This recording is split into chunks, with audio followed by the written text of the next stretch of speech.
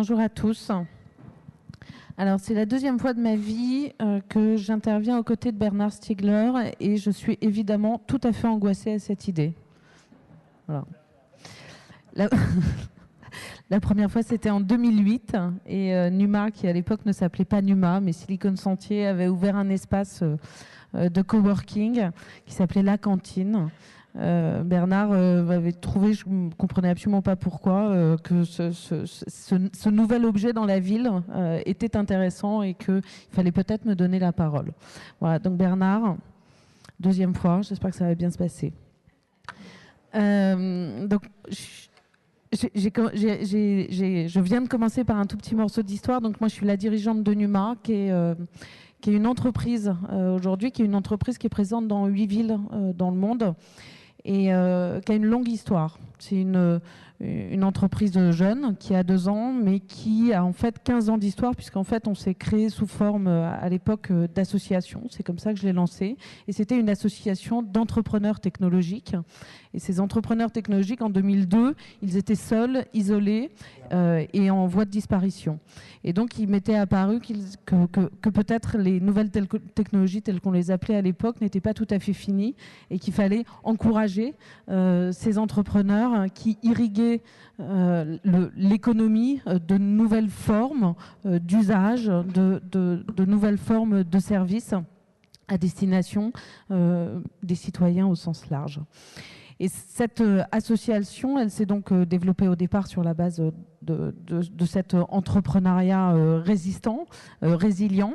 On l'a encouragé, on lui a donné des espaces dans la ville. Le premier étant donc celui qu'on a ouvert en 2008 à Paris, après avoir mis en place des expérimentations de Living Lab sur le territoire. On a décidé d'ouvrir un espace de coworking. On a fait énormément de pédagogie autour de ce qu'était le coworking. Et quand j'entends aujourd'hui et que je vois la façon dont le territoire entier se repense autour de ces tiers-lieux, je me dis qu'on a fait beaucoup de chemin et que la copie, l'inspiration crée une valeur extrêmement forte et que le territoire apprend de ces prototypes qui à un moment donné sont des tentatives généralement embryonnaires, très ambitieuses dans la vision mais extrêmement réduites.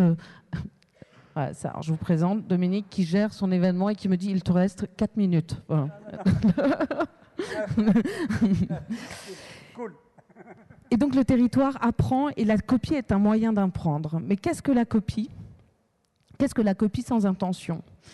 Et là, je vais revenir, Dominique, sur ce que tu présentais tout à l'heure, qui est Station F. À l'époque où Station F s'est lancée, donc il y a quelques mois et même un peu plus, quelques années maintenant quand ça a été annoncé, tout le monde a annoncé la fin des espaces d'accélération, des espaces de coworking, et en disant en fait Station F va arriver et va tout raser, toutes ces initiatives qui étaient apparues un peu partout. Station F, on y a un bout d'espace aujourd'hui.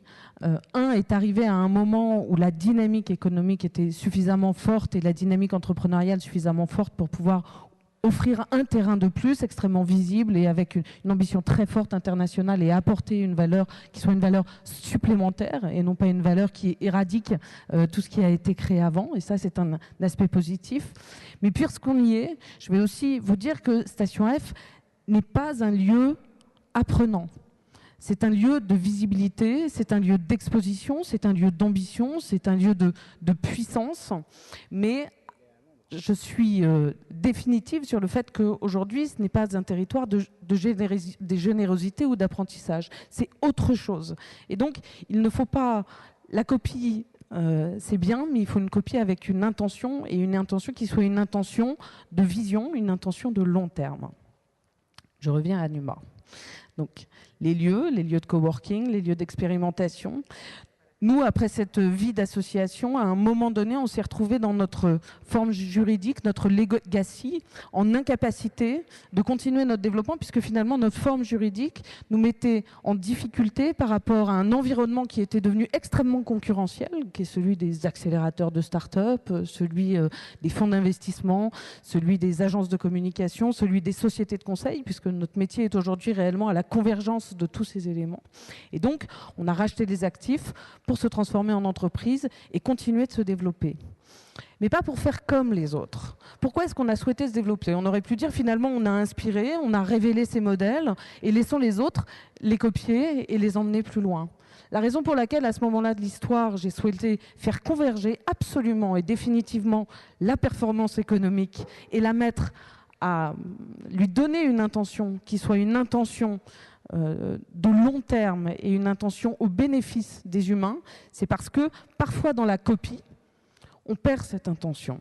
Et donc, quand j'ai transformé Numa en entreprise, et levé des fonds pour l'emporter un peu partout dans le monde, c'était pour dire il faut aujourd'hui qu'on cesse de cliver ce qu'on pense être d'un côté le bien, l'action publique qui protège les citoyens, et de l'autre côté l'économie qui, elle, est à son propre service.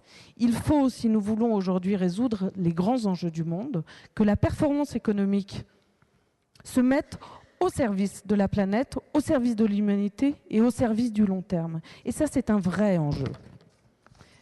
C'est un enjeu auquel la société aujourd'hui n'est pas prête. Elle n'est pas prête, pourquoi? Parce que dans cette économie tout à fait financiarisée, on est contraint de présenter des rapports à 2 mois, à 3 mois, à 6 mois, et régulièrement, qui soient des rapports de performance. Il faut réinjecter une capacité et une possibilité pour ces entreprises de se projeter dans le long terme. La façon dont Numa aujourd'hui intervient avec cette vision et avec cette intention, c'est de faire converger notamment, en plus de celui de la performance économique au service du long terme, celui des jeunes entreprises et des petites entreprises. Pourquoi doit-on cesser d'opposer d'un côté les startups et de l'autre côté les grandes entreprises? Pourquoi doit-on réunir ces modèles pour leur donner un meilleur levier d'action? Projetez-vous, je ne sais pas si on sera en 2067, mais fermons les yeux un instant pour nous dire, est-ce qu'on pense aujourd'hui que Google, par exemple, est toujours une start-up? La réponse n'est pas immédiate. Pour autant, elle a tous les ingrédients à l'origine de ce qu'était une start-up. Alors fermons les yeux et projetons-nous à probablement 2 ans, 3 ans, 5 ans.